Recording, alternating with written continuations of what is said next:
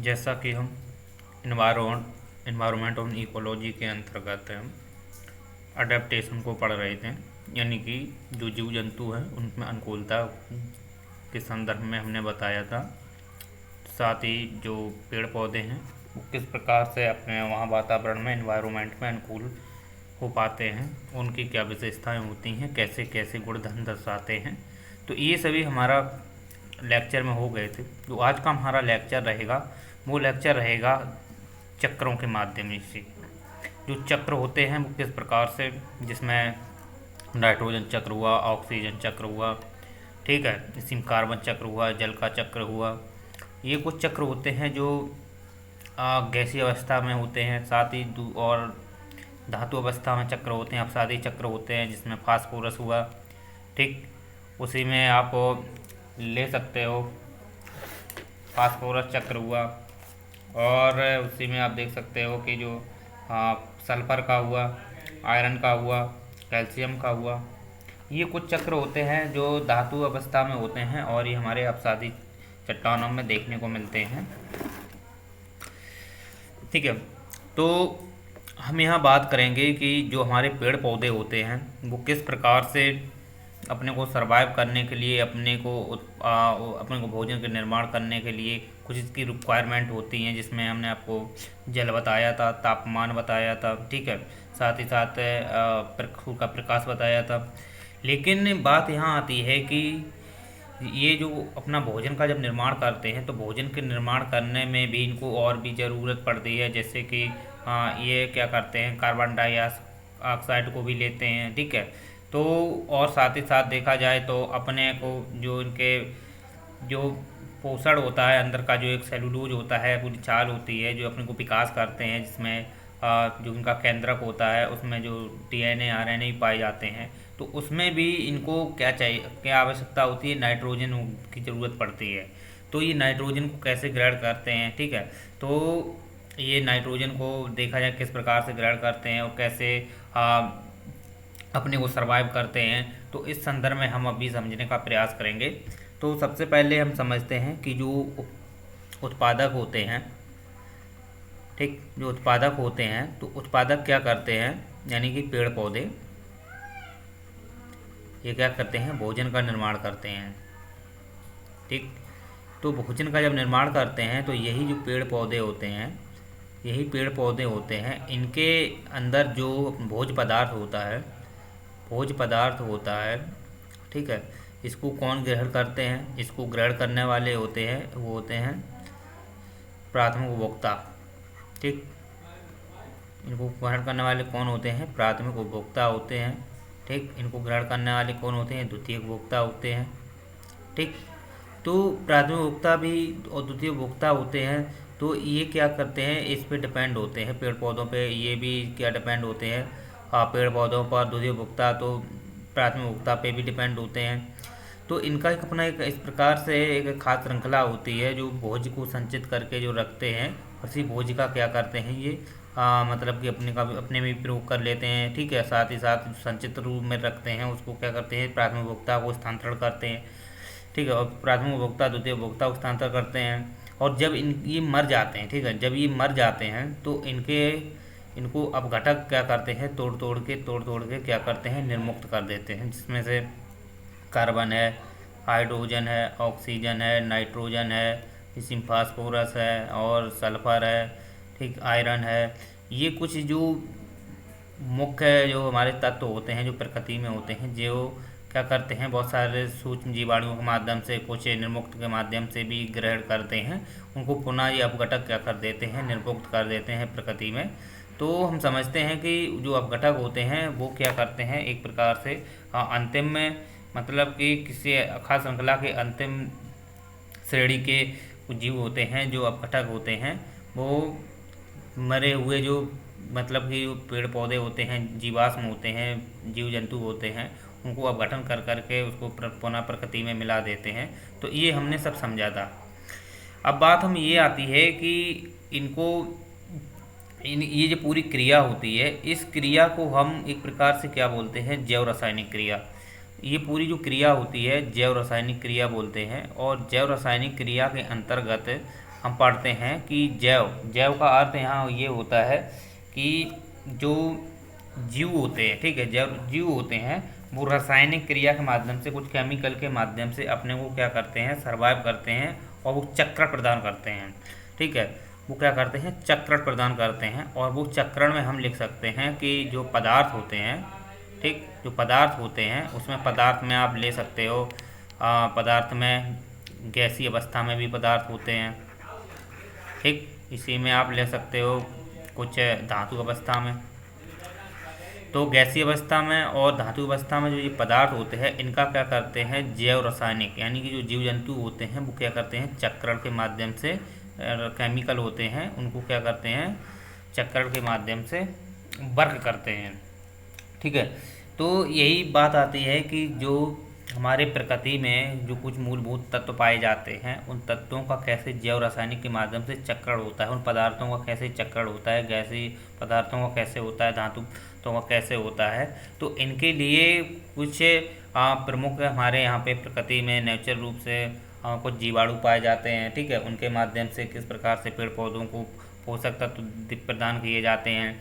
तो ये सभी को हम अभी नेक्स्ट में हम पढ़ेंगे, लेकिन पहले ये समझ लेते हैं कि जैव रासायनिक क्रिया क्या होती है। कि जीव जंतुओं को जो मतलब अपने को सर्वाइव करने के लिए जो रासायनिक तत्व होते हैं उन रासायनिक तत्वों का क्या करते हैं, ये चक्रण प्रदान करते हैं और ये चक्रण के माध्यम से ही अपने की कोशिकाओं को डेवलप करते हैं, अपने मेटाबॉलिज्म को डेवलप करते हैं और अपने को सर्वाइव करते हुए जीवन में क्या है, विकसित करते हैं। तो ये क्या होता है, इन जीव जंतुओं में एक रासायनिक क्रिया होती है, इसके अंतर्गत ही एक रासायनिक क्रिया होती है, ठीक है। तो ये हमारे क्या होती है कि रासायनिक क्रिया देखने को मिलती है, इसी रासायनिक क्रिया को हम बोलते हैं जैव रासायनिक क्रिया।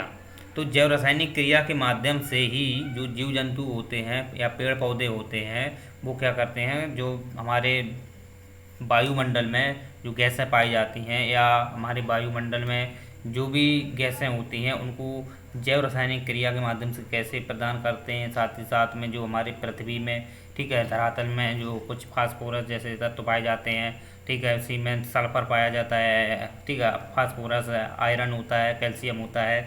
तो इनको प्रदान करने के लिए, पेड़ पौधों को प्रदान करने के लिए, ठीक है, और किस प्रकार से इनको उनकी अंदर क्रिया होती है जिसमें बहुत सारे जीव काम करते हैं, उनको पूरा एक चक्रण होता है, ठीक, उनका एक पूरा क्या होता है, चक्रण होता है। जिसमें आप देखा हो कि जो अपघटक होते हैं, जब अपघटक क्या करते हैं, इनको तोड़ देते हैं, तो ये तोड़ देते हैं तो ये पुनः क्या होते हैं, पेड़ पौधे फिर से ग्रहण कर लेते हैं और फिर से पेड़ पौधे क्या काम करते हैं, इसका प्रयोग करके फिर से भोजन का निर्माण करते हैं और भोजन का निर्माण करते हुए प्राथमिक उपभोक्ता को देते हैं।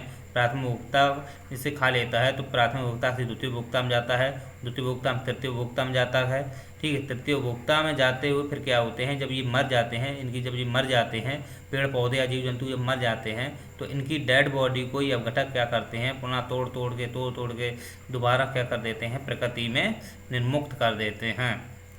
तो आप समझ लीजिए कि जो हमारे यहाँ जो चक्रण है ये क्या है, एक चक्रण है।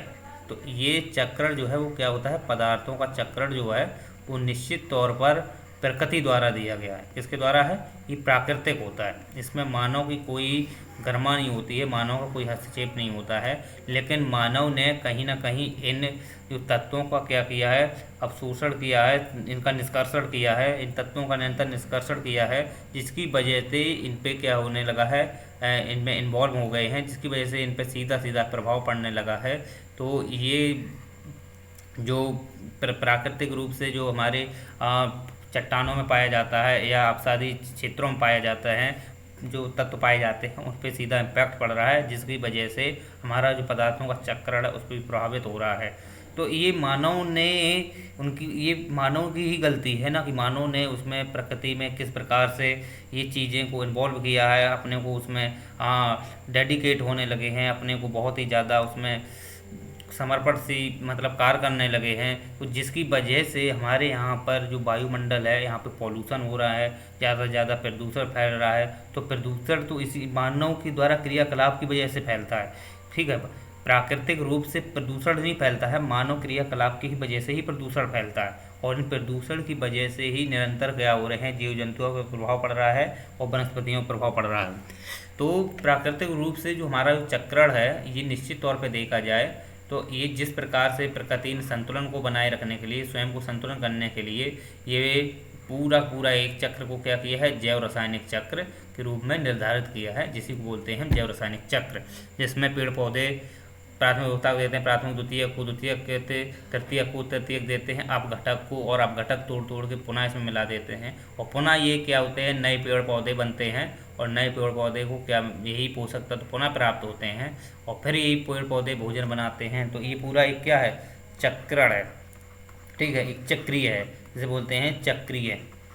तो चक्रीय हमारे यहाँ का जो एक चक्रीय व्यवहार है या चक्रीय व्यवस्था है प्रकृति ने जो बनाई है, वो निश्चित तौर पर देखा जाए तो जैव रासायनिक क्रिया के माध्यम से ही होती है, ठीक है। लेकिन बात यहाँ आती है कि इन जैव रासायनिक क्रियाओं के जो तत्व होते हैं, इसमें कौन कौन से ऐसे एलिमेंट होते हैं जो पेड़ पौधे जो होते हैं डायरेक्ट नहीं लेते हैं, ठीक है, कुछ अलग जीव जंतुओं से लेते हैं, ठीक है। हमारे यहाँ पे देखा जाए तो नाइट्रोजन जो होती है, ठीक है, नाइट्रोजन जो होती है वो लगभग में 78% पाई जाती है, ठीक। इसी में देखा जाए तो और ऑक्सीजन है वो लगभग 20.998 करके पाई जाती है, उसे हम पूरा 21% मान लेते हैं, और कार्बन डाइऑक्साइड है वो 0.04% है, ठीक। इसी में देखा जाए तो आर्गन भी है, ठीक है, हीलियम भी है, ठीक है, और इसी में देखा जाए तो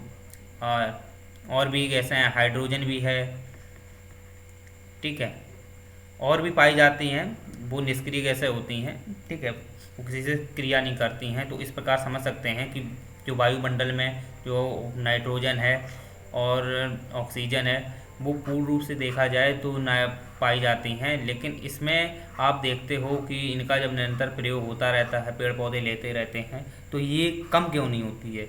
जब देखो तब इनका जो मतलब जब भी जानकारी मिलती है तो ये पूरा 70-80% है, ठीक है। ये ऑक्सीजन 21% ही है, ये कार्बन डाइऑक्साइड देखा जाए तो जो प्राकृतिक रूप से है वो 0.04% है। तो ये जो प्रकृति द्वारा जो दिए गए हैं इसमें कोई बदलाव नहीं होता है, ठीक है। ये पूरा किसके माध्यम से, एक चक्रीय माध्यम से काम करता रहता है। तो आप समझ सकते हो कि जो पेड़ पौधे होते हैं या जीव जंतु होते हैं वो किस प्रकार से इनका ग्रहण करते हैं, ठीक है। तो आप जैसा जानते हो कि पेड़ पौधे जो होते हैं, ठीक है, पेड़ पौधे जो होते हैं वो भी श्वसन करते हैं। श्वसन करने में आप देखते हो भोजन का जब ये निर्माण करते हैं, भोजन का निर्माण करते हैं तो कार्बन डाइऑक्साइड लेते हैं, ठीक है, जल भी लेते हैं, ठीक है। तो इस प्रकार से ये भोजन का निर्माण करते हैं।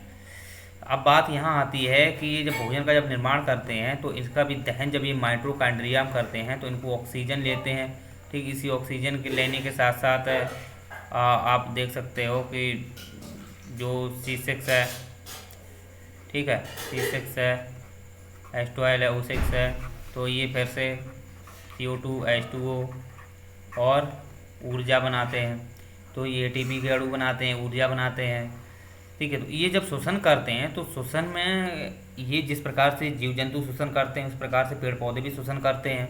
तो जीव जंतु और पेड़ पौधों में जो श्वसन करते हैं तो उसमें कितना लगभग 78% और नाइट्रोजन जाती है, ठीक है। इसी में 21% ऑक्सीजन जाती है और कार्बन डाइऑक्साइड भी जाती है। तो इसमें से आप देखते हो कि जो नाइट्रोजन है वो जितनी जाती है उतनी ही निर्मुक्त हो जाती है, ठीक। जितनी जाती है उतनी ही वापस हो आती है, यानी कि आप कह सकते हो कि इस नाइट्रोजन का जो वायुमंडल में नाइट्रोजन है उसका उपयोग हम हमारे जीव जंतु या पेड़ पौधे या हम लोग नहीं करते हैं, ठीक है। ऑक्सीजन का हम प्रयोग करते हैं, ठीक है। इसमें से कार्बन डाइऑक्साइड का भी प्रयोग करते हैं। जो नाइट्रोजन होती है इसका हम बिल्कुल भी 1% तक हम यूज नहीं करते हैं जो वायुमंडल में पाई जाती है। तो अब बात यहाँ आती है कि इसका जब हम प्रयोग भी नहीं करते हैं, इसका यूज भी नहीं करते हैं, तो ये हमें कैसे प्राप्त होती है, ये हमको कैसे प्राप्त होती है। यानी कि जो हमारे यहाँ पे नाइट्रोजन है जो वायुमंडल में पाई जाती है तो इसमें हमारे जो अंतर्गंध देखे जाएं तो बहुत सारे शर्कराएँ पाई जाती हैं, राइबोस शर्करा हुई, ठीक है, डीऑक्सोराइबोसल्फर DNA है, RNA है, ठीक है। ये जो पाए जाते हैं इसमें कुछ क्षार होते हैं, तो वहाँ पे क्षार जैसे आप ले सकते हो कि जिसमें आप यूरोसेल हुआ, ठीक है, एडलिन है, थाइमीन है और ग्वालिन है और थाइमीन है। ये जो क्षार होते हैं, ये क्षार किसके बने होते हैं? ये क्षार बने होते हैं नाइट्रोजन के, ठीक। और ये क्षार जो होते हैं नाइट्रोजन से बने होते हैं, और इन क्षारों में नाइट्रोजन जब होती है तो ये किससे बंधे हुए होते हैं? ये फास्फोरस से बंधे हुए होते हैं, ठीक है।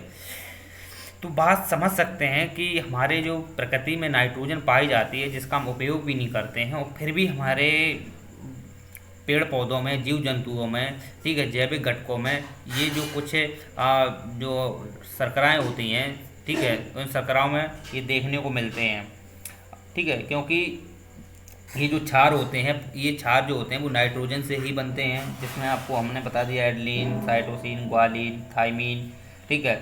और ठीक है, क्योंकि ये जो देखे जाएँ तो क्षार जो होते हैं, ये क्षार जो होते हैं ये अमीनो एसिड से बने होते हैं। किससे बने होते हैं? अमीनो एसिड से। अमीनो एसिड, ऐसे अमीनो एसिड, कई अमीनो एसिड करके मतलब एक समूह बना लेते हैं, और यही समूह जो होता है अमीनो एसिड का, ठीक है, इसे हम बोलते हैं बहुलक। इसे हम बोलते हैं बहुलक। और ये बहुलक किसका होता है? प्रोटीन, ठीक। अमीनो एसिड का ही बहुलक जो होता है वो होता है प्रोटीन। तो प्रोटीन में देखा जाए तो नाइट्रोजन पाया जाता है, ठीक है। जब अमीनो एसिड में, जब क्षार ही, जब अमीनो एसिड मतलब कि जो नाइट्रोजन से बने होते हैं, तो यही कई सारे अमीनो एसिड जो होते हैं, यही अमीनो एसिड जब सामूहिक रूप से मतलब कि NH2 बंध से जब जुड़े होते हैं, NH2 बंध से, ठीक है, तो यही क्या कन्वर्ट कर लेते हैं, बहुलक बनाते हैं, और यही बहुलक जो होता है वो प्रोटीन बनता है, ठीक है। तो प्रोटीन में भी नाइट्रोजन पाया जाता है। तो जो प्रोटीन जो होता है हमारे पेड़ पौधों में, जीव जंतुओं में देखने को मिलता है, उसमें भी नाइट्रोजन होता है। तो ये नाइट्रोजन कहाँ से लेते हैं? जबकि ये नाइट्रोजन हमारे वायुमंडल से ग्रहण नहीं करते हैं, ना पेड़ पौधे करते हैं, ना हम करते हैं, ठीक है। हम इनको ऑक्सीजन मतलब कि श्वसन जो करते हैं, श्वसन हमारा श्वसन तंत्र होता है, उसके माध्यम से जो हम और गैसों का आदान प्रदान करते हैं, उसमें नाइट्रोजन बिल्कुल भी यूज नहीं करते हैं, यूज लेस रहती है, बिल्कुल यूज नहीं करते हैं उसको, ठीक है। जबकि अन्य गैसें जो होती हैं उनको हम यूज कर लेते हैं। तो फिर भी हमारे जो DNA हुआ, केंद्रक हुआ, तो केंद्रक में जब विकास होता है कोशिका का, उसमें हम नाइट्रोजन का प्रयोग करते हैं। तो उस नाइट्रोजन को हम कहाँ से यूज करते हैं, तो इसके बारे में हम थोड़ा समझ लेते हैं। क्योंकि ये जो देखे जाएं तो हमारे वातावरण में भी हैं और धरातल में भी देखने को मिलती हैं। ये गैसें धरातल में, वातावरण में भी देखने को मिलती हैं, जिसमें आप एक एक करके हम समझने का प्रयास करेंगे। जैसा कि आप जानते हो कि गैस जो पदार्थ होते हैं वो पदार्थ में कुछ गैसीय अवस्था में होते हैं, ठीक। और वही पदार्थ देखे जाएं तो धातु अवस्था में भी होते हैं, ठीक। ठोस अवस्था में भी होते हैं, ठीक। ठोस अवस्था में भी होते हैं। गैसीय अवस्था में देखा जाए तो कार्बन हुआ, लेकिन ये कार्बन जो होता है, जो पेड़ पौधे होते हैं वो कार्बन डाइऑक्साइड के रूप में लेते हैं, ना कि कार्बन के रूप में। इसी में नाइट्रोजन हुआ, इसी में आप देख सकते हो कि ऑक्सीजन है, ठीक, H2O है। तो ये कुछ गैसीय हैं, ठीक। ये कुछ जो गैस होती हैं, और इन गैसों का क्या करते हैं, ये मतलब कि ऑक्सीजन को लेते हैं, कार्बन डाइऑक्साइड को भी लेते हैं, और जल को भी लेते हैं, जल को बाष्पीकरण के माध्यम से भी लेते हैं, ठीक। पेड़ पौधे जड़ों के माध्यम से भी लेते हैं। इसी में धातु, इसमें हम ठोस की बात कर लेते हैं। तो धातु एक प्रकार से, कार्बन तो धातु नहीं होता है, लेकिन ठोस में आप अगर देखते हैं तो इसमें ये ठोस अवस्था में भी पाया जाता है, ठीक। लेकिन इसको हम इसमें पढ़ लेते हैं। और इसमें हम धातु में हम देखते हैं तो आयरन है, ठीक, आयरन है। इसी में आ जाओ, फास्फोरस है, ठीक, सल्फर है, ठीक।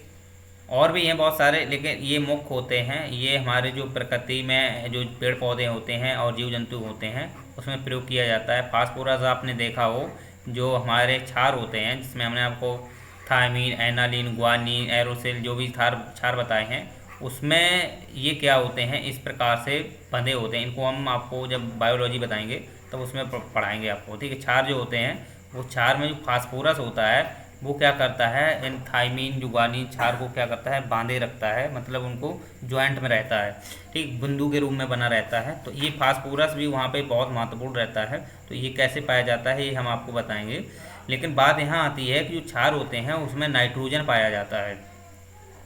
तो ये नाइट्रोजन जो होता है वो किस प्रकार से हमारे वायुमंडल से पेड़ पौधों को प्राप्त होती है, और ये पेड़ पौधों से क्या होते हैं कि पेड़ पौधे जो वनस्पतियाँ होती हैं जिन्हें हम लोग प्रयोग करते हैं, ठीक, हम लोग क्या करते हैं, प्रयोग करते हैं, तो ये हमारे अंदर नाइट्रोजन आ जाता है। लेकिन पेड़ पौधों को ये नाइट्रोजन कैसे प्राप्त होती है, हम इनको श्वसन के माध्यम से नहीं लेते हैं, ठीक है।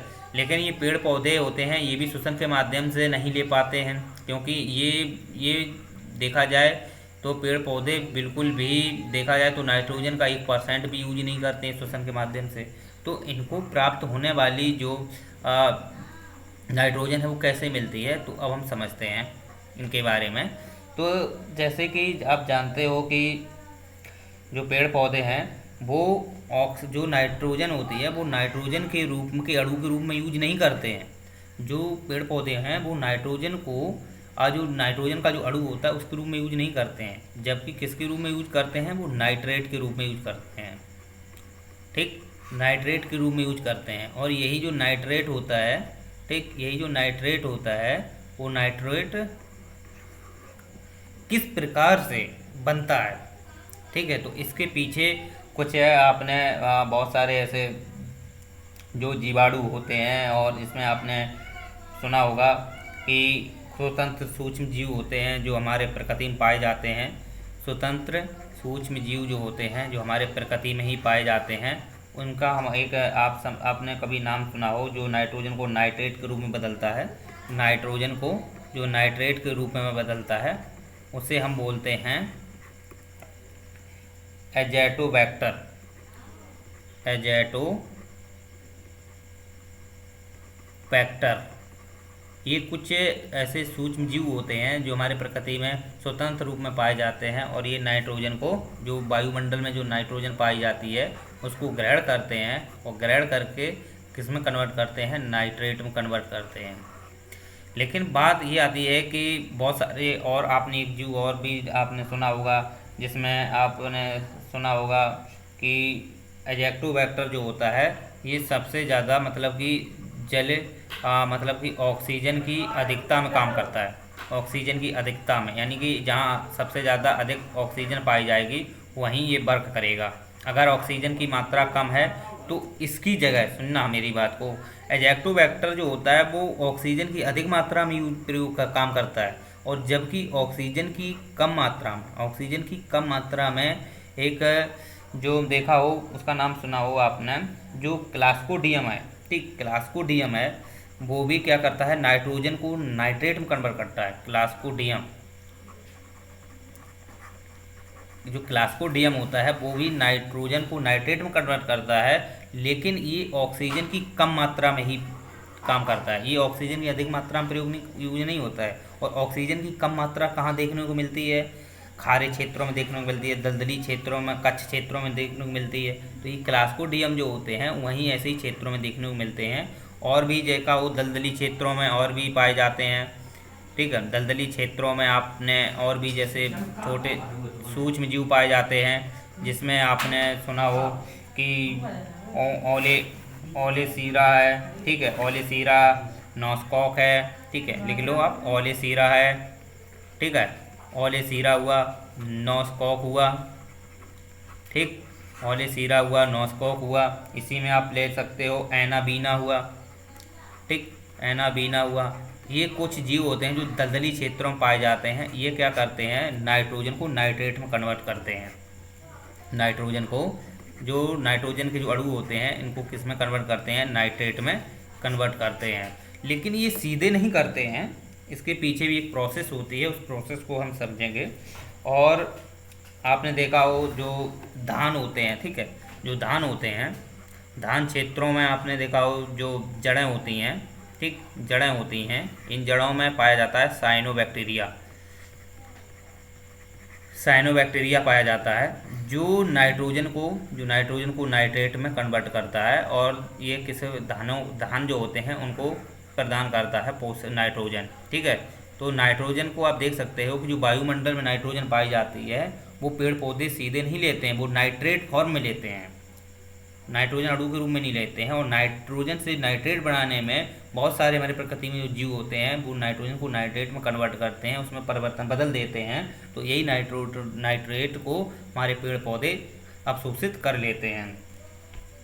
तो आप समझ सकते हो कि इसके पीछे आप और भी ले सकते हो, जैसे कि जो दलहन होती है, ठीक है, दलहन होती है, तो दलहन की जो गांठ होती है, ठीक, दलहन की जो गांठ होती है, और उस गांठ में आपने कभी नाम सुना हो राइजोबियम, ठीक, राइजोबियम, जो राइजोबियम होता है, जो मतलब दलहन होती है, दलहन की गांठ में ही पाया जाता है, और ये राइजोबियम भी क्या करता है, नाइट्रोजन को नाइट्रेट में कन्वर्ट करता है। तो ऐसे बहुत सारे जीव होते हैं, जो राइजोबियम हुआ, ठीक है, राइजोबियम भी नाइट्रोजन को नाइट्रेट में कन्वर्ट करता है, लेकिन नाइट्रोजन को नाइट्रेट में कन्वर्ट करने के पीछे एक प्रोसेस होती है, उस प्रोसेस को हम समझ लेते हैं। जो ये जीवाणु होते हैं, ये शायद हाँ जीवाणु बोल सकते हैं, जो सूक्ष्म जीवाणु होते हैं, ये क्या करते हैं, ठीक है, और ये क्या करते हैं, जो एक एंजाइम्स रिलीज करते हैं, ठीक, इसके पीछे एक प्रोसेस होती है। नाइट्रोजन को नाइट्रेट में ये डायरेक्ट कन्वर्ट नहीं कर पाते हैं, इसके पीछे भी एक प्रोसेस होती है, वो समझते हैं। क्या होता है कि जो ये सूक्ष्म जीव पाए जाते हैं, जिनका हमने नाम लिया अभी, ठीक, इसमें क्लास्पोडियम हमने नाम लिया, एक ऑक्सीजन की कम मात्रा में काम करता है, इसी में हमने नाम लिया, बताया था आपको, एजेक्टोबैक्टर हुआ, कठिन नाम है थोड़े, आप इनको नोट डाउन करते रहना। ये ऑक्सीजन की अधिक मात्रा में काम करता है, ठीक, इसी में दलदली क्षेत्र में भी कुछ जीव होते हैं, इनका नाम मैंने आपको बताया था, नॉक्सॉस है, एनाबीना है, ओरेसीला, इसी में आप ओलेसीरा है, ठीक, ये कुछ जीव होते हैं, ठीक, यही जीव क्या करते हैं, इसी में आप साइनोबैक्टीरिया भी ले सकते हैं, ये सभी नाम लिख लेना आप, साइनोबैक्टीरिया जो धानों में देखने को मिलता है, ठीक, और दलहन क्षेत्र में आपने नाम सुना है राइजोबियम है, ठीक, राइजोबियम है, ये भी नाइट्रोजन को, ये सभी जीव क्या करते हैं, ये नाइट्रोजन को नाइट्रेट में कन्वर्ट करते हैं। लेकिन नाइट्रोजन को नाइट्रेट कन्वर्ट करने के पीछे एक प्रोसेस होती है, वो प्रोसेस को थोड़ा समझ लेते हैं। वो प्रोसेस क्या होती है कि जो नाइट्रोजन है उसको अमोनिया में भी कन्वर्ट किया जाता है, ठीक, और अमोनिया को ऑक्सीकरण भी किया जाता है, तो इसके पीछे एक प्रोसेस होती है पूरी, तो उसको हम समझते हैं। जो ये जो सूक्ष्म जीव होते हैं, ये एक एंजाइम्स रिलीज करते हैं, ठीक, एक एंजाइम्स रिलीज करते हैं, ठीक, उस एंजाइम्स का नाम है नाइट्रोजेनेस। क्या है, नाइट्रोजेनेस, ठीक, ये नाइट्रोजेनेस ही जो होता है, ये क्या करता है, नाइट्रोजन को वायुमंडल से लेता है, ठीक, किनके माध्यम से, ये जो सूक्ष्म जीव होते हैं इनमें एंजाइम्स पाया जाता है, उसका नाम है नाइट्रोजेनेस, वो रिलीज करते हैं ये जीव, और यही नाइट्रोजेनेस क्या करता है, नाइट्रोजन को अमोनिया में कन्वर्ट करता है, ठीक, अमोनिया में कन्वर्ट करता है, NH4 यानी कि प्लस आयन में कन्वर्ट करता है, ठीक, ये जो नाइट्रोजन को अमोनिया में कौन कन्वर्ट करता है, नाइट्रोजेनेस, ठीक, दिमाग में बैठा लेना किस प्रकार से जो प्रोसेस होती है इनकी, नाइट्रोजेनेस से नाइट्रोजन को अमोनिया में बदलता है, ठीक है, ये NH4 प्लस आयन होता है, और यही जीव जो होते हैं, ठीक, यही नाइट्रोजेनेस क्या करता है, और यही जो जीव होते हैं ये क्या करते हैं, अमोनिया का ऑक्सीकरण करते हैं, ऑक्सीकृत नहीं, अमोनिया का ऑक्सीकरण करते हैं। और ये अमोनिया का जो ऑक्सीकरण मतलब होता है ऑक्सीजन से क्रिया, ऑक्सीकरण का अर्थ यहाँ है ऑक्सीजन से क्रिया करते हैं, ठीक है। तो ये ऑक्सीजन से जब क्रिया करते हैं तो फिर ये क्या बनाते हैं, नाइट्रेट, नाइट्रेट, बात समझना। ये क्या करते हैं, देखो फिर से समझ लेते हैं एक बार। जो सूक्ष्म जीव होते हैं, यही हमने आपको ये सभी बताए हैं, क्लास्कोडियम, एजाइलोबैक्टर है, नॉक्सास, एनानिबीना, ओलेसीरा, साइनोबैक्टीरिया, राइजोबियम, ये जो सूक्ष्म जीव होते हैं ये क्या रिलीज करते हैं, एक एंजाइम से रिलीज करते हैं जिसका नाम है नाइट्रोजेनेस। और ये नाइट्रोजेनेस ही क्या करता है, नाइट्रोजन को अमोनिया में कन्वर्ट करता है। और यही अमोनिया जो है इसका क्या होता है, ऑक्सीकरण, ये क्या होता है इसका ऑक्सीकरण, और ऑक्सीकरण करके क्या बनता है, नाइट्रेट, ठीक। लेकिन क्या होता है कि नाइट्रेट को बदलने में भी एक मुख्य भूमिका होती है जिसको हम समझते हैं, ठीक। नाइट्रेट को भी बदलने में इसमें एक प्रोसेस होता है जिसको बोलते हैं नाइट्रोसोमोनास, ठीक। ये ऑक्सीकरण करता है, ये क्या करता है, अमोनिया जो होती है, यही अमोनिया जो नाइट्रोजन से अमोनिया जो बननी है, ठीक, जो नाइट्रोजेनस ने नाइट्रोजन से अमोनिया बनाई, और अमोनिया का जो ऑक्सीकरण हुआ है वो ऑक्सीकरण कौन करता है, वो करता है नाइट्रोसोमोनास, ठीक, नाइट्रोसोमोनास। ये थोड़े कठिन नाम हैं, इनके आप नोट डाउन करना, और यूपीएससी में पूछ सकता है, हालांकि पूछ देता है फैक्चुअल में, एमसीक्यू पूछ देता है। नाइट्रोसोमोनास क्या करता है, ये करता है अमोनिया का ऑक्सीकरण, यानी कि ऑक्सीजन से क्रिया कराता है, ठीक है। और यही अमोनिया को क्या करता है, नाइट्राइट में बदलता है, ठीक। ये जो नाइट्रोसोमोनास है, ठीक है, यही नाइट्रो जो सोमोनास है ये क्या काम करता है, ऑक्सीकरण भी कराता है। इसके बाद यही नाइट्रोसोमोनास है इस अमोनिया को कन्वर्ट करता है किसमें, ऑक्सीकरण करा के किसमें कन्वर्ट करता है, नाइट्रस में, ठीक, यही नाइट्रस में कन्वर्ट करता है। और नाइट्रस में, या बोल सकते हैं, सॉरी नाइट्रस नहीं होगा, ये नाइट्राइट में कन्वर्ट करता है, ठीक, यही नाइट्राइट में कन्वर्ट करता है। और यही नाइट्राइट को नाइट्रोबैक्टर एक होता है, यही नाइट्राइट को एक जीव और होता है, इसका नाम है नाइट्रोबैक्टर। जो नाइट्रोबैक्टर होता है वो किस में कन्वर्ट कर देता है, नाइट्रेट में। यही नाइट्रेट को पेड़ पौधे क्या करते हैं, ग्रहण करते हैं, ठीक, इसे अवशोषित करते हैं। तो आप समझ सकते हो इसके पीछे क्या प्रोसेस है। एक बार फिर से समझ लेते हैं, क्योंकि नाइट्रेट फॉर्म में जो पेड़ पौधे लेते हैं तो इसके पीछे पूरा प्रोसेस होता है ना। तो प्रोसेस में देखो, सबसे पहले फिर से समझते हैं, जो सूक्ष्मजीव होते हैं ये क्या करते हैं, एंजाइम्स रिलीज करते हैं, और यही एंजाइम्स जो होता है उसका नाम है नाइट्रोजेनेस। और यही जो नाइट्रोजेनेस है ये नाइट्रोजन को क्या कन्वर्ट करता है, अमोनिया में, ठीक। और यही अमोनिया जो होती है ये ऑक्सीकरण कौन कराता है, ठीक, ऑक्सीकरण कौन कराता है, ये कराता है नाइट्रोसोमोनास। और यही नाइट्रोसोमोनास अमोनिया का ऑक्सीकरण करा के किस में कन्वर्ट करता है, नाइट्राइट में। और यही नाइट्राइट को नाइट्रोबैक्टर किस में कन्वर्ट कर देता है, नाइट्रेट में। आप समझ में आया कितना प्रोसेस है। तो आप समझ सकते हो कि किस प्रकार से नाइट्रोजन से नाइट्रेट बना। तो आप समझ सकते हो, यहाँ पे हम देखते हैं, नाइट्रोजन से क्या बना, अमोनिया, अमोनिया से क्या बना, अमोनिया से क्या बना, नाइट्राइट, और नाइट्राइट से क्या बना, नाइट्रेट, ठीक। तो ये N2 है, तो ये नाइट्रोजन का जो अणु है इससे क्या बना, अमोनिया में कन्वर्ट हुआ। अमोनिया को किसने कन्वर्ट किया, यहाँ लिख सकते हो नाइट्रोजेनस ने, नाइट्रोजेनस है जीव, इसने कन्वर्ट किया अमोनिया में। और अमोनिया से जो नाइट्राइट है इसमें कन्वर्ट किसने किया, इसमें किया कन्वर्ट नाइट्रोसोमोनास ने, ठीक, नाइट्रोसोमोनास ने, ठीक। और यही नाइट्रोसोमोनास, और यही इसको देखो, नाइट्रोसोमोनास ने किस में कन्वर्ट कर दिया था, नाइट्राइट में, और नाइट्राइट से नाइट्रेट में कौन कन्वर्ट कर रहा है? नाइट्रोबैक्टर। ठीक है, तो ये जो पूरी प्रोसेस है, इस प्रोसेस में ये जो जीव होते हैं, ये जो सूक्ष्म जीव होते हैं, ठीक है, जिनको हम बोलते हैं जैसे एजैक्टोबैक्टर हुआ, ठीक, प्लाज्मोडियम हुआ, साइनोबैक्टीरिया, राइजोबियम होते हैं, ये इसमें काम करते हैं। और इसे काम करने के लिए ये कुछ प्रोसेस होता है, इसको आपने समझ लिया होगा।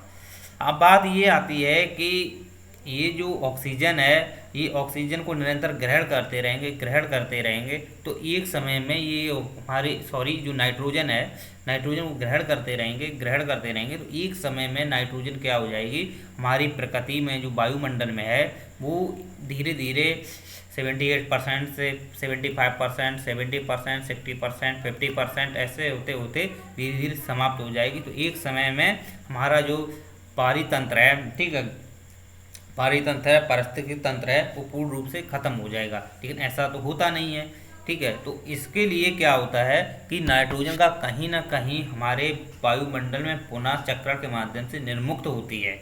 वो कैसे होती है? तो उसके पीछे भी कुछ जीव होते हैं, सूक्ष्म जीव होते हैं, वो काम करते हैं, ठीक है। जब आप जानते हो कि ये निरंतर क्या करते हैं कि जो पेड़ पौधे होते हैं, ठीक, पेड़ पौधे होते हैं, ये जब तक विकसित रहते हैं, एक बात ध्यान से समझना, ये जब तक विकसित रहते हैं, तो जब तक इनका विकास होता रहता है, तब तक ये नाइट्रोजन को क्या करते हैं, नाइट्रेट के फॉर्म में ग्रहण करते हैं। दिमाग में बैठा लेना बात को, ठीक। लेकिन ऐसा तो है नहीं कि पेड़ पौधे विकास ही करते रहें। कुछ पेड़ पौधे ऐसे भी होते हैं जो मरते भी हैं, ठीक, कुछ पेड़ पौधे ऐसे भी तो हैं जो मरते हैं। अब जो पेड़ पौधे मरते हैं, ठीक, तो पेड़ पौधों में आपने देखा होगा, इसमें जटिल यौगिक होता है। जटिल यौगिक में आप देख सकते हो कि उसमें सेलुलोज है और स्टार्च है, सुक्रोज है। ये सेलुलोज कुछ ये बने होते हैं, इनके जटिल यौगिक होते हैं, जो ये प्रोटीन से ही बने होते हैं, ठीक। और ये प्रोटीन तो आपको मैंने बताया था, ये अमीनो एसिड से बना होता है। अमीनो एसिड ये सबसे छोटी इकाई होती है प्रोटीन की, अमीनो एसिड। और ये अमीनो एसिड का बहुलक होता है, ठीक। और ये पेप्टाइड बंध से बना होता है। पेप्टाइड जो बंध होता है, उस बंध से प्रोटीन क्या होता है, सामूहिक रूप से बना होता है। इसका एक अलग फार्मूला होता है, वो केमिस्ट्री में हम बताएंगे। तो अमीनो एसिड जो होते हैं, तो अमीनो एसिड कई सारे अमीनो एसिड मतलब कि जुड़ करके बनते हैं। तो प्रोटीन का मतलब एक बहुलक होता है, या मतलब अमीनो एसिड का ही बहुलक क्या बोला जाता है, प्रोटीन बोला जाता है। तो आप समझ सकते हो कि हमारे जो न्यूक्लिक एसिड होते हैं, यानी कि जो आरएनए है, ठीक, और जो डीएनए है, जो ये अम्ल होते हैं, इन अम्ल में जो क्षार पाए जाते हैं, ठीक है, जो क्षार पाए जाते हैं उनमें नाइट्रोजन होता है, फास्फोरस भी होता है, ठीक है। तो आप समझ सकते हो कि जो आरएनए है, डीएनए है, ये जो होते हैं, ये किसके बने होते हैं, मतलब इनमें जो पाया जाता है वो क्षार पाया जाता है, लेकिन एक्चुअली में ये अमीनो एसिड होते हैं और ये प्रोटीन के बने होते हैं। किसके बने होते हैं? प्रोटीन के। तो जो आप समझते हो कि यही जो अब ये जब मर जाते हैं, जब ये पेड़ पौधे मर जाते हैं, तो इनके अंतर्गत जो पाया गया, मतलब आरएनए है, अमीनो एसिड हुआ, ठीक है, तो प्रोटीन हुआ, इसको कौन बदलता है, इसको भी निर्मुक्त कौन करता है? तो आपको मैंने बताया था कि कुछ अपघटक, इसमें अपघटक होते हैं, ठीक। जो अपघटक होते हैं, वो अपघटक क्या काम करते हैं, इनको तोड़ तोड़ के कार्बन में, नाइट्रोजन में, ऑक्सीजन में, ठीक है, हाइड्रोजन में कन्वर्ट कर देते हैं, प्रकृति में पुनः चले जाते हैं, पुनः निर्मुक्त हो जाते हैं। लेकिन बात ये आती है कि इनके पीछे भी कुछ जीव तो होते होंगे। तो अब बात हम करते हैं, एक जीव होता है, उसका नाम आप लिख लीजिए, एक्टिनोमाइसिस, ठीक, एक्टिनोमाइसिस। ये एक जीव है। ये क्या करता है कि जो पेड़ पौधे होते हैं, जीवाश्म होते हैं, उनमें जो नाइट्रेट पाया जाता है, नाइट्रेट जो पाया जाता है, मैंने अभी बताया था ना नाइट्रोजन से कैसे नाइट्रेट में बदले, तो तो अब जिनके इनके अंतर्गत जो मर जाते हैं पेड़ पौधे तो उनमें नाइट्रेट पाया जाता है। तो यही नाइट्रेट को अमोनिया में फिर से देखना, अमोनिया में फिर से कन्वर्ट होता है। ठीक, यही अमोनियम कन्वर्ट कौन करता है? ये करता है एक्टोनोमाइसिव जीव। जो एक्टोनोमाइसिव जीव होते हैं यही नाइट्रेट को पुनः अमोनिया में बदल देता है, उसमें कन्वर्ट कर देता है। तो यही अमोनिया जो होती है, यही अमोनिया को पुनः सूडोमोनास, देखना ध्यान से, पुनः सूडोमोनास किस में कन्वर्ट करता है? नाइट्रेट में। सॉरी, नाइट्रेट में नहीं करता है, ये करता है नाइट्राइट में। ठीक, और नाइट्राइट से फिर से ये किस में कन्वर्ट होता है? नाइट्रोजन में। तो आप समझ सकते हो कि जो पेड़ पौधे हैं, जो जीवाश्म है उनके, वो जीवाश्म में वो नाइट्रेट जी के फॉर्म में जो पाया जाता है उनमें पेड़ पौधों में, वो जब वो मर जाते हैं पेड़ पौधे या जो जीव जंतु होते हैं, मनुष्य होते हैं, जब वो मर जाते हैं तो उनके अंतर्गत जो पाया गया जो नाइट्रेट फॉर्म में, तो उसे मतलब कौन कन्वर्ट करता है? वो अमोनियम कन्वर्ट कर देता है। एक्टोनोमाइसिव जो जीव होता है, ठीक, ये सूक्ष्म जीव होते हैं, ये अमोनियम कन्वर्ट कर देता है। और जो सूडोमोनास होता है ये क्या करता है कि जो नाइट्रेट फॉर्म में हमारे यहाँ पे जो पेड़ पौधे में मिलती है, मर जाते हैं, तो इसकी ऑक्सीजन को कम करता जाता है, ऑक्सीजन को निरंतर कम करता जाता है, निरंतर कम करता जाता है। एक समय आता है इसको नाइट्रोजन में परिवर्तन कर देता है। तो ये जो सूडोमोनास होता है ये बहुत अहम होता है। ठीक है, ये बहुत ही अहम है, क्योंकि ये देखा जाए तो दो प्रकार से काम करता है। एक ये तेल स्प्रेट में आपने देखा हो, जो तेल स्प्रेट हो जाते हैं, मतलब कि जो मतलब कि समुद्र में आपने देखा हो जो तेल का बहाव ज़्यादा हो जाता है, तो वहाँ की जो जीव होते हैं वो उनको पर्याप्त ऑक्सीजन नहीं मिल पाती है। तो ऑक्सीजन ना मिलते वजह से वहाँ पे जीव जंतु होते हैं वो घुटन होती है, तो उनकी मृत्यु हो जाती है, मछलियों की मृत्यु हो जाती है। तो वहाँ जो सूडोमोनास होता है वो तुरंत एक्टिवेट होता है। वो तुरंत जब एक्टिवेट होता है तो वो क्या काम करता है? वो देखा जाए तो कम ऑक्सीजन में एक्टिवेट होता है। जहाँ ऑक्सीजन की मात्रा कम होती है तभी ये काम करता है, ये विशेष याद रखना। ऑक्सीजन की जैसे जैसे, ये पहली बात तो ये है कि जो नाइट्रेट के फॉर्म को नाइट्रेट में कन्वर्ट करता है, ठीक है, तो उसमें ही सूडोमोनास क्या है, ऑक्सीजन को कम करता जाता है, कम करता जाता है धीरे धीरे, और नाइट्रेट में कन्वर्ट कर नाइट्रोजन के अणु में कन्वर्ट कर देता है। तो इसी प्रकार से जो समुद्र में आपने देखा हो तेल का बहाव हो जाता है, ठीक है, यहाँ आग लगाने से भी उसमें तेल को ख़त्म करते हैं, ठीक है, और उसी में सूडोमोनास हैं, बहुत सारे जो जीव होते हैं उनको भी वहाँ एक्टिवेट हो जाते हैं। वो तुरंत वहाँ ऑक्सीजन की मात्रा जहाँ कम हुई वहाँ एक्टिवेट होते हैं और तुरंत क्या करते हैं, वो तेल को खा लेते हैं। ठीक, फिर तेल को जैसे ही खा लेते हैं तो फिर स्वच्छ वातावरण कर देते हैं। तो आप समझ सकते हो कि जो हमारे यहाँ पे जो जीव पाया जाता है सूडोमोनास कितना इम्पोर्टेंट होता है। तो यही हमारा था लेक्चर की किस प्रकार से जो जीव होते हैं उसमें सूक्ष्म जीव होते हैं, तो वो किस प्रकार से पेड़ पौधों को जड़ों के माध्यम से, ठीक है, क्या प्रदान करते हैं, और नाइट्रोजन को प्रदान करते हैं नाइट्रेट के फॉर्म में, और ये पेड़ पौधे उसे नाइट्रेट के फॉर्म में लेते हैं, ना कि नाइट्रोजन के फॉर्म में। और साथ ही साथ जब ये पेड़ पौधे जब तक विकास करते हैं तब तक ये नाइट्रेट के फॉर्म में लेते रहते हैं। लेकिन ऐसा तो है नहीं कि ना पेड़ पौधे विकास ही करते रहें। कुछ पेड़ पौधे होते हैं कि एक तरफ विकास होता जाता है तो दूसरी तरफ मरते भी जाते हैं। तो जो मरते हैं उनको पुनः उनकी जो डेड बॉडी होती है उसमें से पुनः नाइट्रेट से नाइट्रोजन में कन्वर्ट कर देते हैं ये जीव। तो यहाँ पे हमारा एक चक्रीय प्रक्रम चलता रहता है, जो पदार्थों का चक्रीय प्रक्रम है ये चलता रहता है। तो आप समझ सकते हैं कि जो नाइट्रोजन से नाइट्रेट में कन्वर्ट हुए और नाइट्रेट से फिर से पुनः नाइट्रोजन में कन्वर्ट हो गई।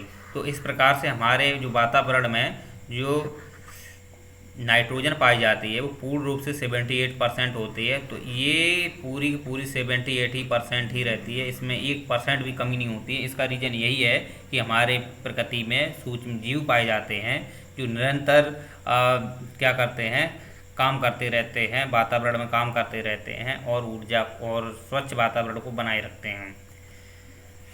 तो आप समझ सकते हैं कि जो नाइट्रोजन का जो चक्रण है वो किस प्रकार से होता है। तो आज का लेक्चर था हमारा इतना ही है, तो कल का हम फिर देखते हैं ऑक्सीजन चक्र पढ़ाएंगे। चलिए।